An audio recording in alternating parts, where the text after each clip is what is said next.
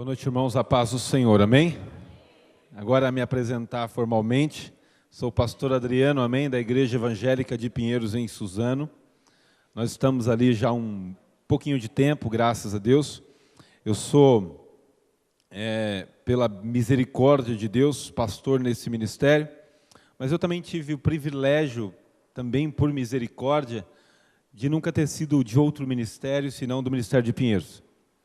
Aqui eu conheci o Senhor Jesus. A minha relação com o Ministério de Pinheiros começou em 92, graças a Deus, ainda bem pequeno. E de lá para cá eu tive o privilégio de estar na presença do Senhor, com a misericórdia e com o apoio do Santo Espírito de Deus. Amados, é muito bom estar aqui com vocês, é um privilégio. Minha esposa ali, hoje completando 35 anos, eu agradeço porque ela é compreensiva, e serve comigo esses anos em que a gente às vezes abre mão dos nossos aniversários, para poder servirmos a Deus, para fazermos a obra, para estarmos pregando todos os dias ou em todo o tempo a mensagem do Senhor. Há muito que não tenho aniversário, vocês sabem por quê, não? Porque não gosto de aniversário? Há muito que eu não faço uma festa de aniversário. Mas certamente desde que entrei nesse ministério. Então imagina quanto tempo. Imagina por quê? Porque eu faço aniversário dia 14 de abril. Então eu sirvo a Deus. Para a glória do Senhor eu sirvo a Deus. E é um privilégio para mim. Eu me sinto extremamente honrado por esta bênção. Irmãos, trago um abraço da igreja, amém? Nós somos uma igreja simples, pequena, mas estamos ali em Suzano e vamos completar agora em julho 32 anos na cidade de Suzano.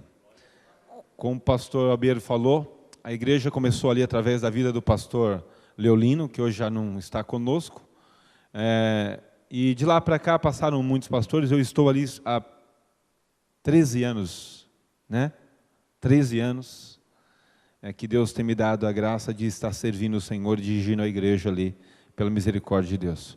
Que Deus os abençoe, que vocês recebam um abraço da igreja, amém? É muito bom estar aqui com vocês. Irmãos, eu quero ser bem objetivo, bem direto.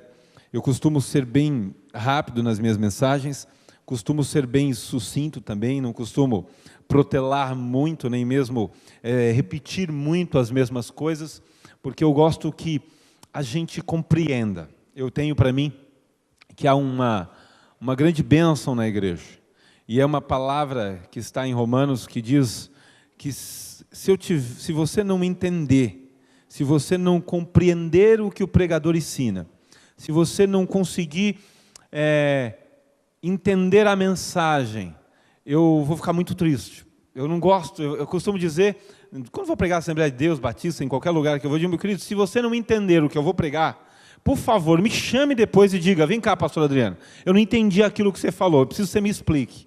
Eu tenho uma grande preocupação com a compreensão da mensagem, até porque eu tenho certeza, e é bíblico isso, de que nós só somos renovados, nós só somos transformados à medida que nós somos renovados. E para ser renovados, nós precisamos receber um entendimento. E se eu não entendo o que é pregado, como eu vou chegar ao nível de ser renovado? Como eu vou chegar, então, depois a ser transformado? Por isso tem muita gente hoje nas igrejas que não é transformado. Frequenta a igreja, é crente, mas não tem transformação na sua vida. Porque não compreende. E por não compreender, não tem a renovação do seu entendimento. E por não ter a renovação do seu entendimento, acaba que continua na igreja vivendo a velha vida. E precisa mudar isso. Então é importante que você entenda, por favor, o que vai ser ministrado. Se você não entender, diga, pastor, vem aqui, eu gostaria, nós ficamos aqui até amanhã, não tem problema não, viu, irmãos? A gente fica aqui conversando até amanhã, e não no culto, senão vocês vão ter um pessoal aqui que vai ficar bravo comigo. Mas depois você pode me chamar e eu te explico com maior tranquilidade. Mas eu quero ser bem rápido e dizer, irmãos, Deus há de falar com você aqui hoje. Mais do que já tem falado, eu tenho certeza que Deus tem falado ao seu coração. Mas eu sempre digo que até aqui, até esse momento, era nós que entregávamos algo a Ele. Éramos nós que estávamos aqui dizendo: Senhor, o Senhor é santo, o Senhor é maravilhoso. O culto acabou aqui. Agora é a hora do Senhor do culto falar com você. Até esse momento era você que dizia ao Senhor do culto: Senhor, o Senhor é grande, o Senhor é meu Salvador, o Senhor é o dono da minha vida, nós dependemos de Ti. Nós pedimos para o Senhor do culto cura, pedimos para que Ele abençoasse as nossas finanças, nós apresentamos os nossos filhos, mas agora é hora do Senhor do culto dizer o que Ele achou do culto e o que Ele quer falar ao seu coração. Então abra o seu coração, abra a Bíblia também, por favor, em Gênesis capítulo 41. Irmãos, é uma história tão conhecida que às vezes a gente fica até sem graça de pregar, né? Porque, meu Deus do céu, os irmãos vão falar assim: de novo essa história? Conheço tanto isso, né? Já estou tão cansado, mas eu tenho certeza que Deus há de falar ao seu coração. Nós vamos ler a partir do versículo 17. Nós vamos ler o versículo 17, o versículo 18, o versículo 19, o 20, o 21. Depois nós vamos pular para a gente não ter que ler toda a história. Então nós leremos o versículo 38, tá? Depois do 38 nós leremos o 45, amém? Como o pastor falou que está sendo gravado, eu vou ser bem didático. Então nós finalizaremos com o versículo 54, tá bom? Vamos lá? Eu vou ler uns irmãos alternadamente, vamos fazendo assim, eu leio uns irmãos o próximo, tá bom? Versículo 17 diz assim: Então disse Faraó a José: Eis que em meu sonho estava eu no pé da margem do rio.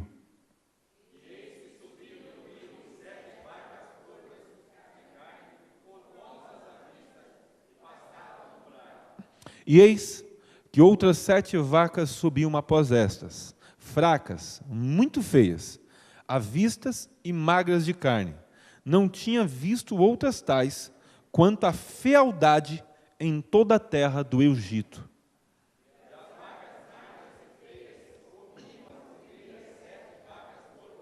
E entravam em suas entranhas, mas não se conhecia que houvesse entrado, porque o seu parecer era feio como no princípio. E então acordei. Versículo 38, vocês leem.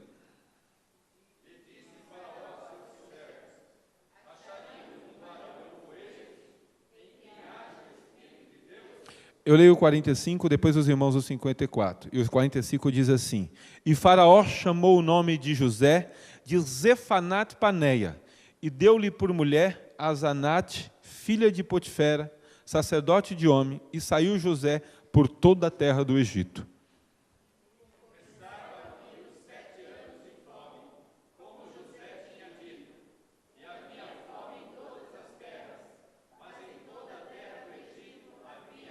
Amém. Irmãos, depois se você quiser conhecer essa história, lê-la com um pouco mais de cuidado e capricho, você pode começar no capítulo 40 até o 43, você vai conhecer essa história toda. Amém? Pai querido, obrigado, Deus, pela santa oportunidade. Obrigado, Deus querido, por me dar o privilégio de estar aqui. Eu te agradeço, Senhor, porque o Senhor, ó Deus, é o Senhor da igreja. E eu, Senhor Deus, confio, Pai amado, de que o Teu Espírito Santo, que é o zelador da Tua obra, aquele que não permite que os homens, ó Deus, atrapalhem aquilo que o Senhor tem por planejado, porque o Senhor tem projetos e eles não se frustram. Senhor, eu te peço, Deus amado, que eu diminua e o Senhor cresça, que de maneira nenhuma, ó Deus, a minha inteligência, o meu conhecimento venha atrapalhar, ó Deus, o fluir e a interpretação do Teu Espírito Santo. Nisto, ó Deus, eu subjugo agora, Deus amado, o meu raciocínio, o meu entendimento, o meu temperamento, o meu conhecimento, e me submeto ao Senhor, como Deus, um pequeno vaso, para que a sua mão, Deus, faça bom uso dele, e seja feita a sua vontade, na sua igreja, para a glória e louvor exclusivo do seu nome, no nome de Jesus, amém e amém. Os irmãos podem se assentar. Amém? Queridos, quero, de todas as pessoas que eu agradeci, eu também quero agradecer a vida do pastor Albieiro, amém, da sua esposa. Primeiro, Deus, pela confiança, irmãos. Se tem uma coisa que os pastores de Pinheiros têm, é um certo zelo, né? Um zelo até muito grande. E não é porque nós somos ciumentos de púlpito, é porque nós sabemos a responsabilidade que recebemos. E sabemos, irmãos, que as almas que nos foram confiadas, elas não nos foram confiadas para comer qualquer coisa. E nós não aceitamos que alguém ou alguma coisa seja oferecido que não tenha a aprovação do Santo Espírito de Deus. Então, quando alguém me convida do nosso ministério, eu quero agradecer, pastor Ribeiro, pela confiança, porque eu percebo a confiança. Porque entregar este espaço não é apenas um púlpito, é o momento onde o Senhor há de servir a igreja. E este alimento, se não for avaliado e se não for propício, pode trazer muito mal para a igreja. Então, eu agradeço pela confiança e de certo que tentarei correspondê-la, viu, pastor? Pela confiança que o Senhor tem me dado. Deus o abençoe. Amados, a história de José é uma história muito bonita, né? Eu tenho certeza que muitas pessoas, se já não leram a história de José, já pelo menos assistiram algum filme, não é? Ou então até novela, porque já fizeram até novela, né? A história de José é uma história que a gente não consegue passar desapercebido, porque ela é contada, ela é falada, ela é ensinada muito fácil pelas pessoas, porque é uma história que fala de perdão, de ajuda, de provisão de Deus, de projeto, de plano correto, de Deus que não frustra, de obediência, de gente que não murmura, gente que espera a vontade de Deus acontecer no seu tempo, não sai falando antes da hora. Eu imagino que nós somos todos assim, né? Quando estamos passando por um problema, já não sai falando. Primeiro espera, né? Igual José, acontecer as coisas para depois ver que Deus não erra nos seus projetos, que os tempos difíceis têm um tempo, mas Deus há de trazer a sua obra, há de fazer a sua obra na sua maneira. Amados, mas eu quero me ater a um trecho aqui. Esse trecho da história da vida de José conta um episódio, um momento, um sonho, na verdade, que acontece na vida de Faraó. Faraó tem um sonho muito estranho. Neste sonho, conforme nós lemos, tem uma outra parte, eu não quero entrar agora na outra parte, diz que ele via sair do rio algumas vacas gordas, vacas boas, vacas que davam para fazer o churrasco dos jovens aí. Vacas que dava para tirar uma maminha boa, dava para tirar uma picanha, né? Vacas boas que dava para aproveitar. Mas o texto diz que então, ainda no mesmo sonho, ele percebe que do mesmo rio saem vacas muito magras. E diz que essas vacas eram tão magras, irmãos, estamos falando de Faraó conhecia o seu reinado.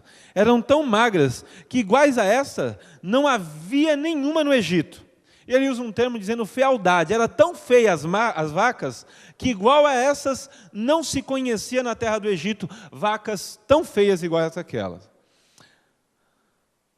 Eu tenho certeza que o termo vaca gorda, as vacas magras, é tão conhecido, né, e tão maçante já, que você já deve ter ouvido falar. Até por quem não é crente, eu já ouvi falar sobre esse termo. Já vi gente falar assim, vixe, estou passando tempos de vacas magras.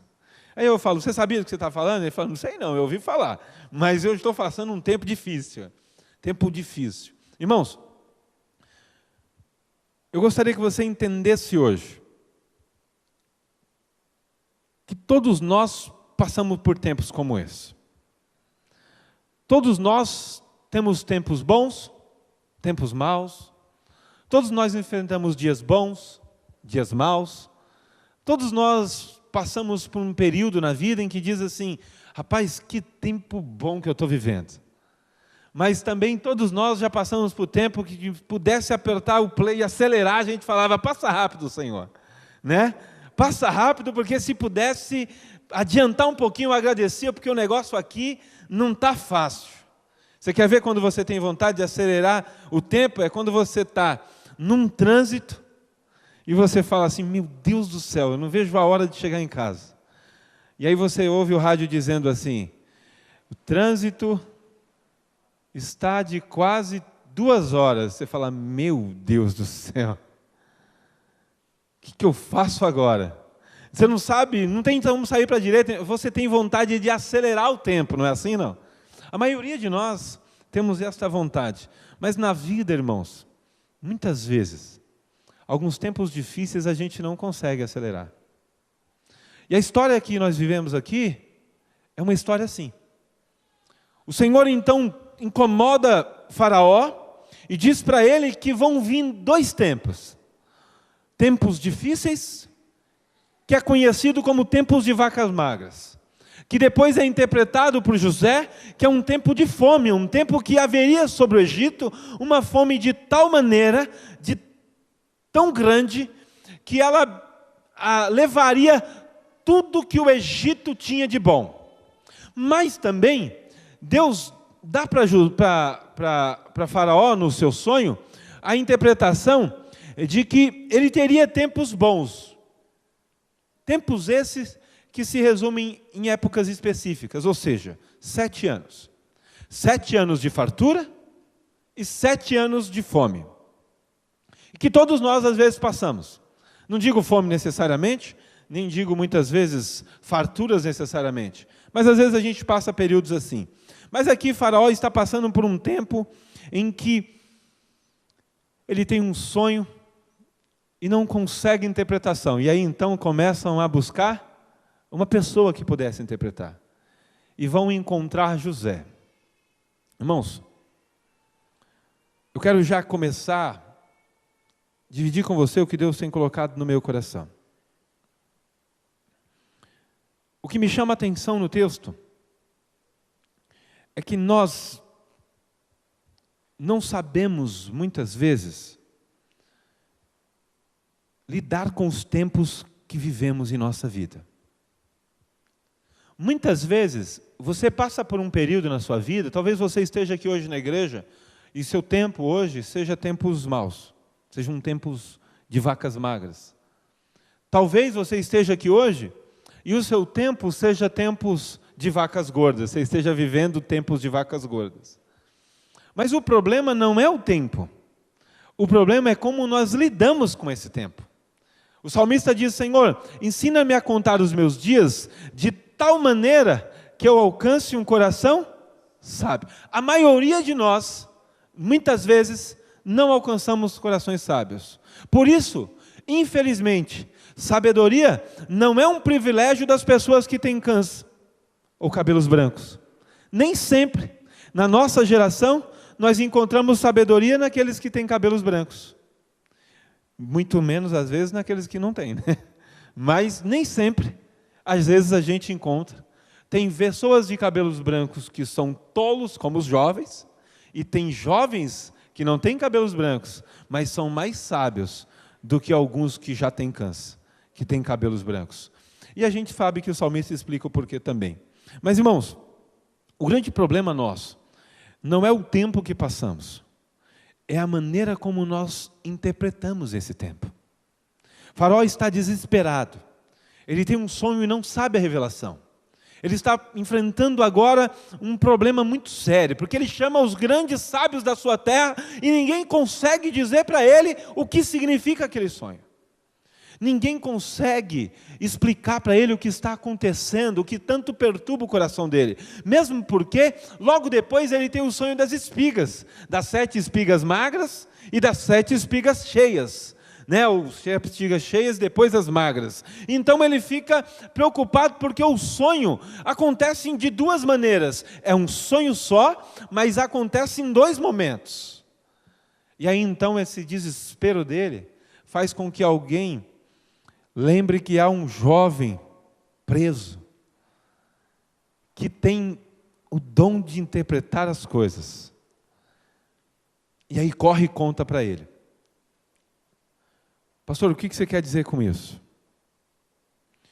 Eu quero dizer, irmãos, que se você não souber administrar o tempo bom da sua vida, se você não souber olhar o tempo bom da sua vida com sabedoria, porque Deus dá tempo bom para todos nós, mas Deus também permite que venha sobre as nossas vidas alguns tempos difíceis. E se nós não soubermos aproveitar os tempos bons, quando vier os tempos maus, muitas vezes nós nos encontramos em situação de desespero e não nos lembraremos dos tempos bons.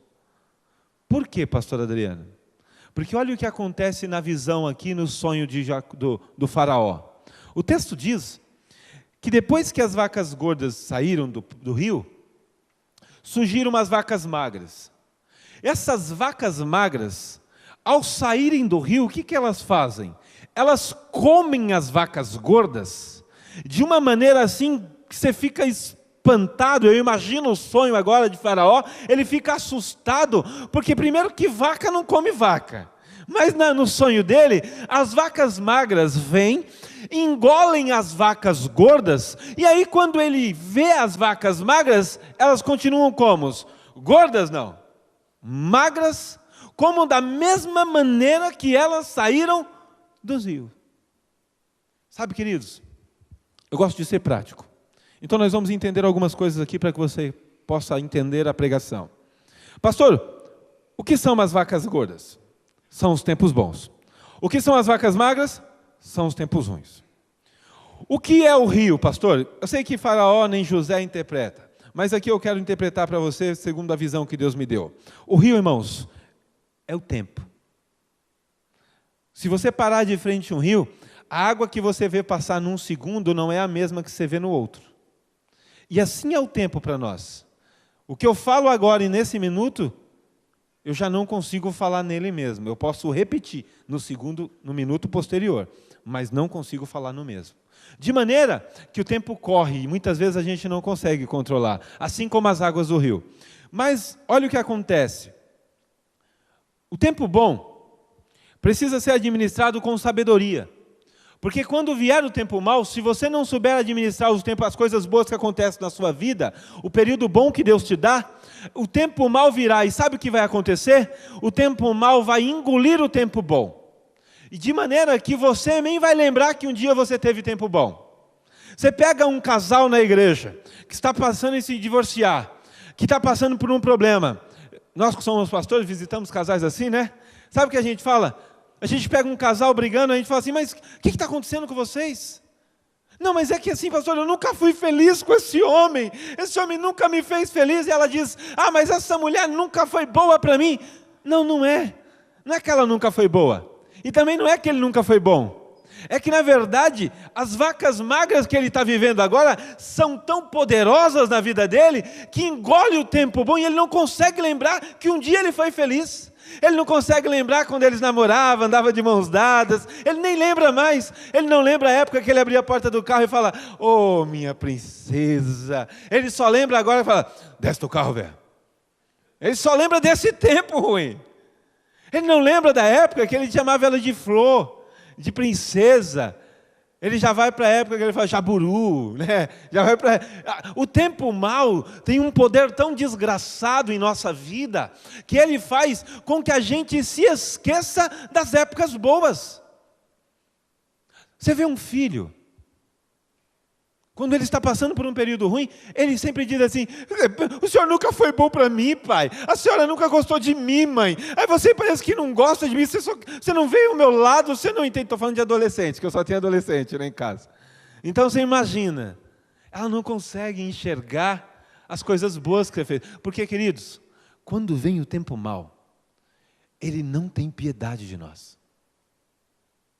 Mas Deus tem piedade. E Deus é misericordioso com as nossas vidas. E Ele de antemão nos alerta e nos mostra uma maneira, irmãos, de vivermos o tempo bom, pensando já que se vier um tempo mau sobre as nossas vidas, nós teremos sabedoria para cuidar disso.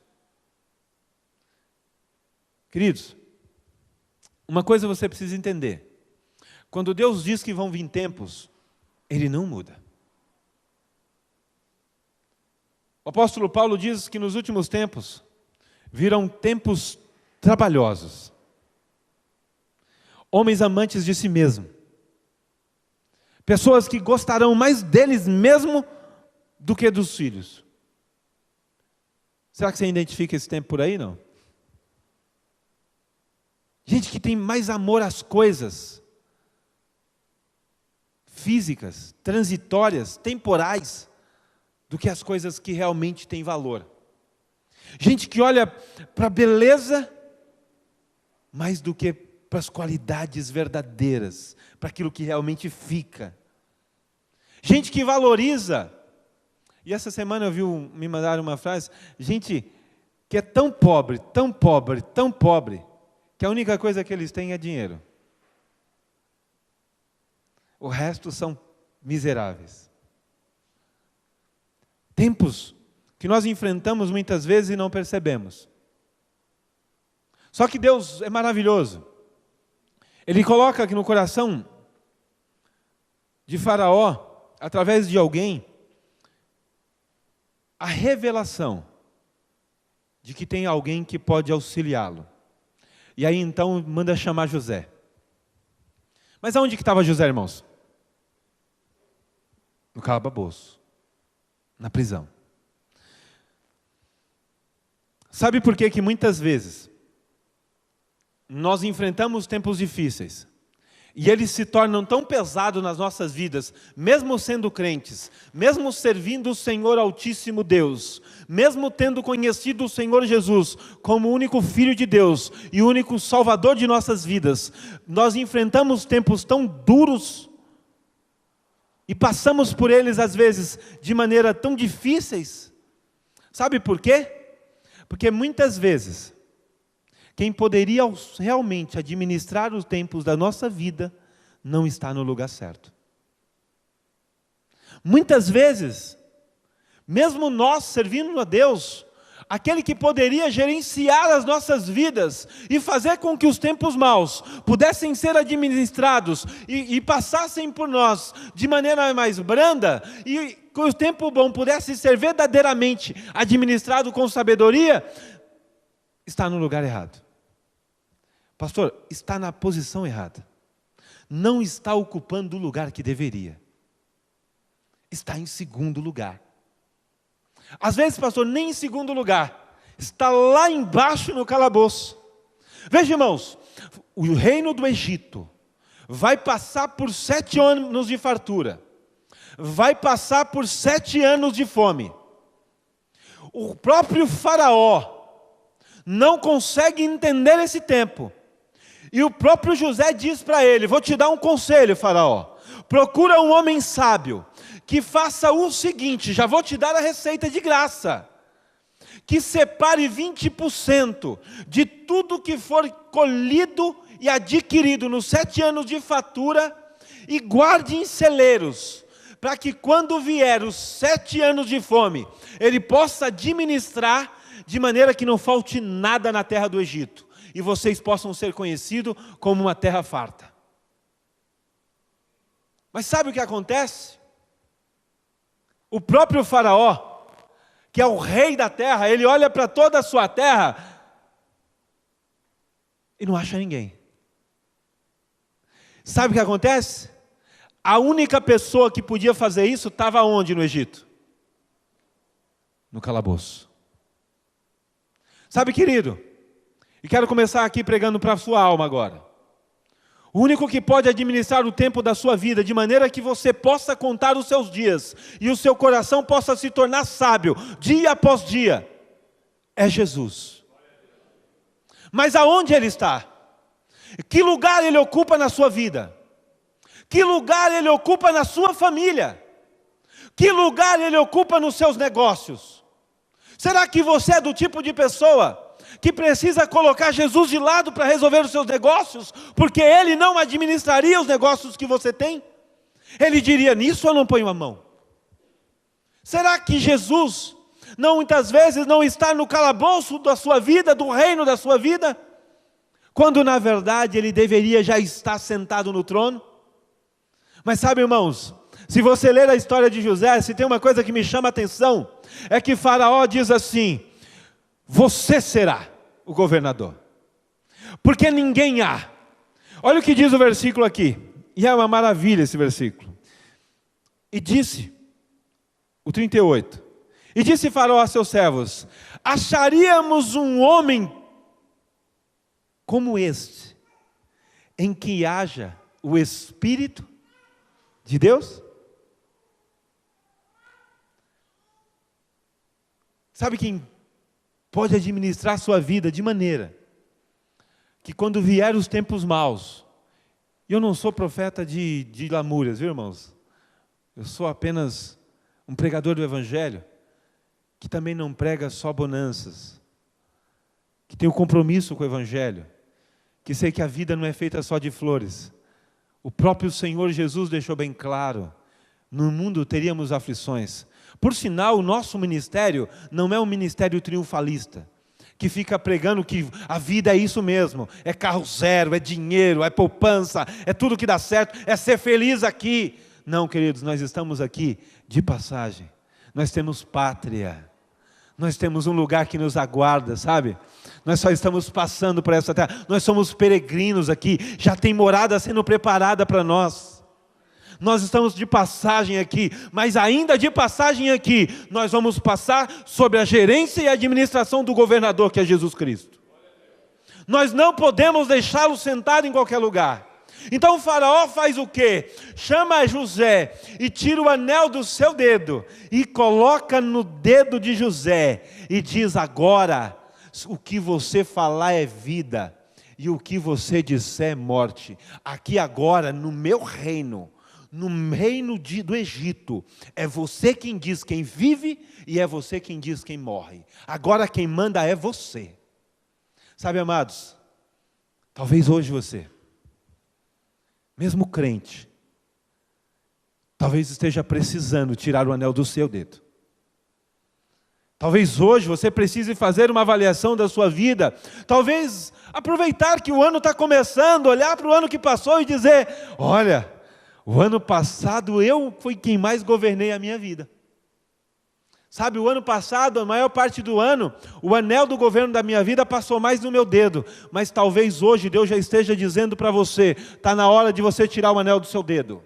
Está na hora de você tirar e colocar no dedo de alguém que vai saber governar a sua vida, para que ela verdadeiramente possa dar certo.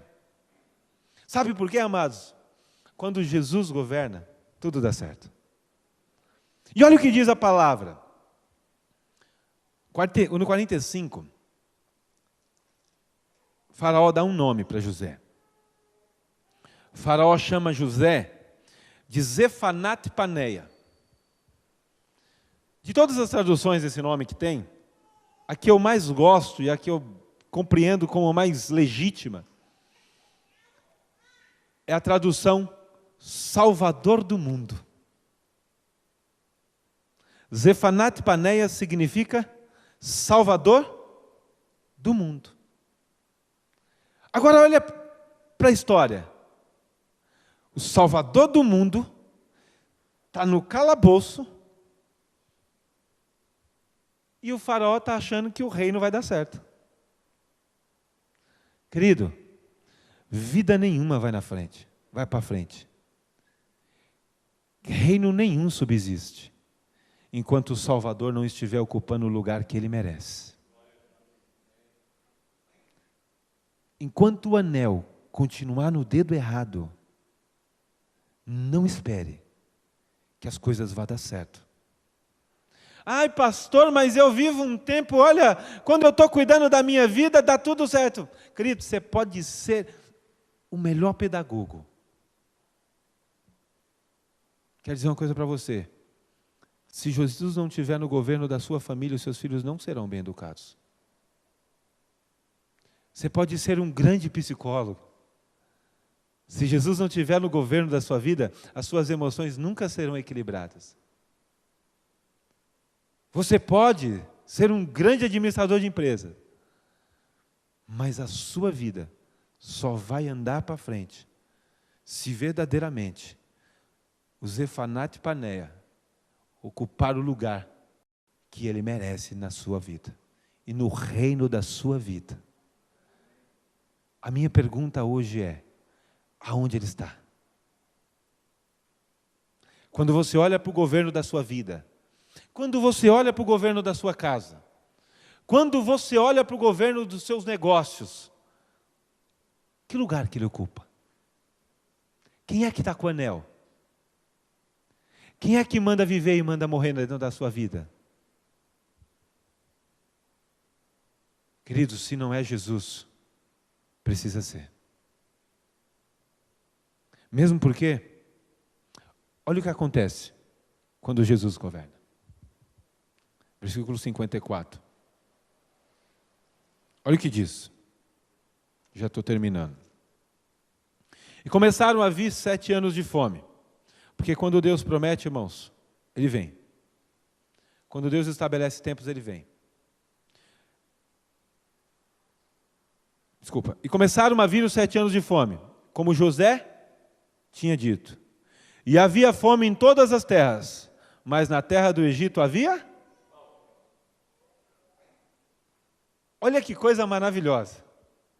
José, que representa Jesus aqui nessa história, que representa o Salvador do mundo, que é uma tipologia do Cristo em nossas vidas, pegou os 7 anos de fartura, administrou de tal maneira, querido, que quando vieram os 7 anos de fome, havia fome em tudo quanto é lugar, mas na terra do Egito havia pão.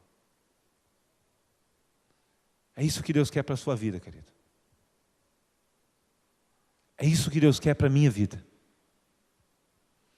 A nossa esperança não está no governo que tem aí.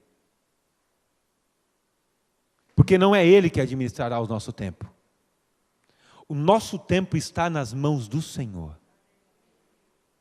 E se vier tempos difíceis, Senhor Jesus está no governo.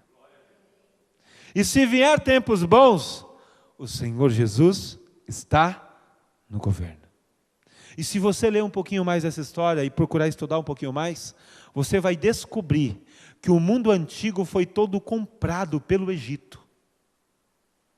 Só pela simples inteligência de guardar 20% de tudo que foi produzido durante 7 anos.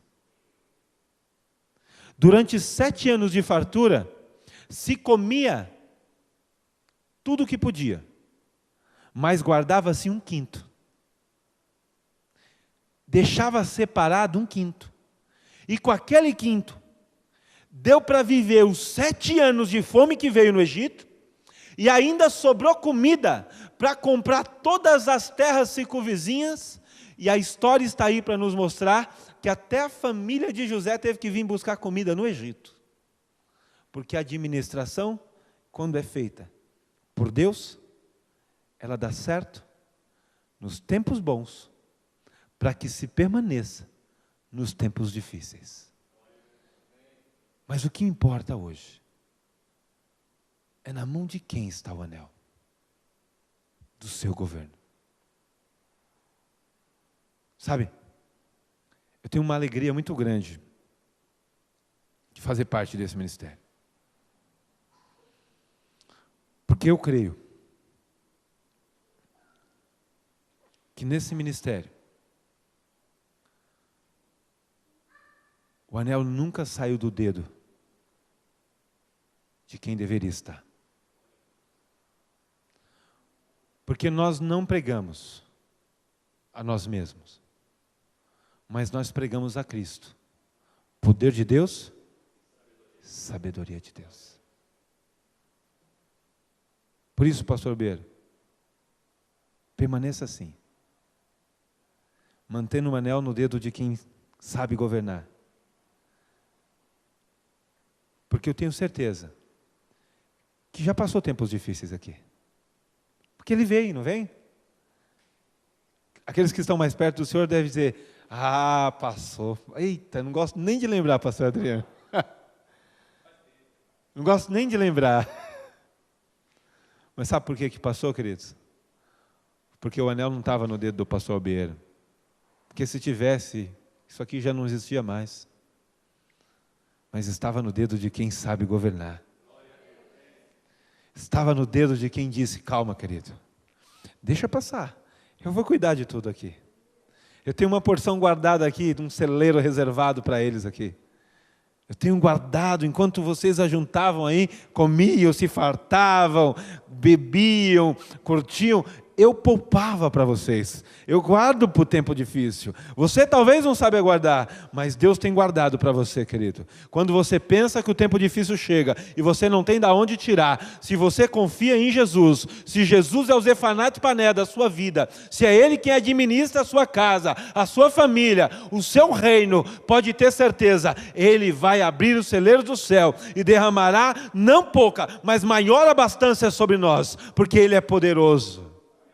Porque Ele sabe administrar a nossa vida da melhor maneira possível.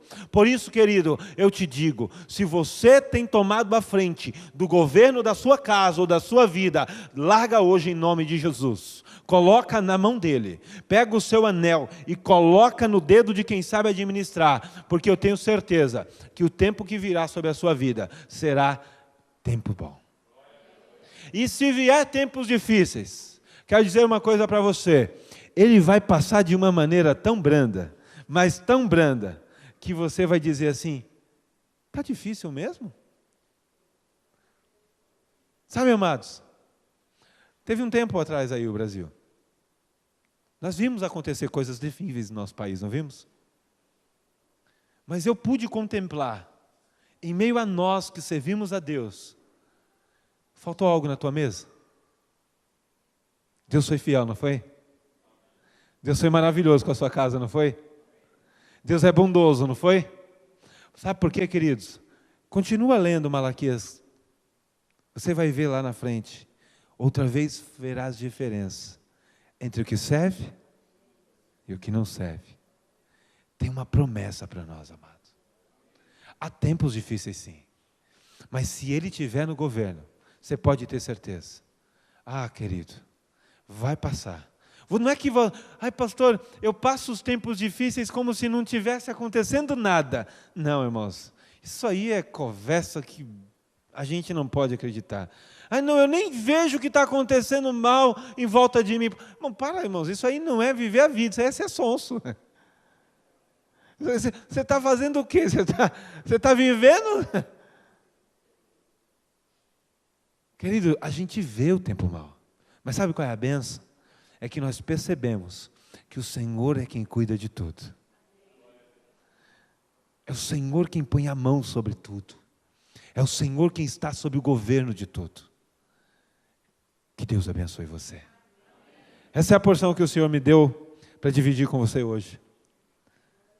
Eu gostaria de, antes de terminar, se o pastor me permitir, gostaria de orar mais uma vez com você. Eu gostaria que você colocasse em pé, por favor. Gostaria que você pusesse a mão sobre o seu coração nesse momento. A palavra diz, em Provérbios 25, que dos corações procedem as saídas da vida. Né? Gostaria que nesse momento você colocasse a mão no seu coração. Não vou fazer um apelo, viu, irmão?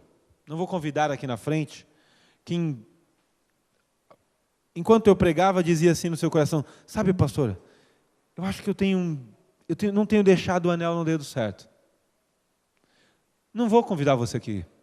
Mas se você, enquanto ouviu essa mensagem, foi dizendo, se foi o Espírito Santo, foi pregando no seu coração enquanto eu ministrava, e foi dizendo para você, olha, está vendo aí, amigo? Está vendo aí no anel de quem tinha que estar o dedo? Você está colocando, você está segurando o anel. É melhor você entender a mensagem. Eu não vou te chamar aqui, mas o Espírito Santo conhece seu coração, tá? Eu tenho certeza que Ele já está falando com você. Feche seus olhos, eu vou estar orando por você.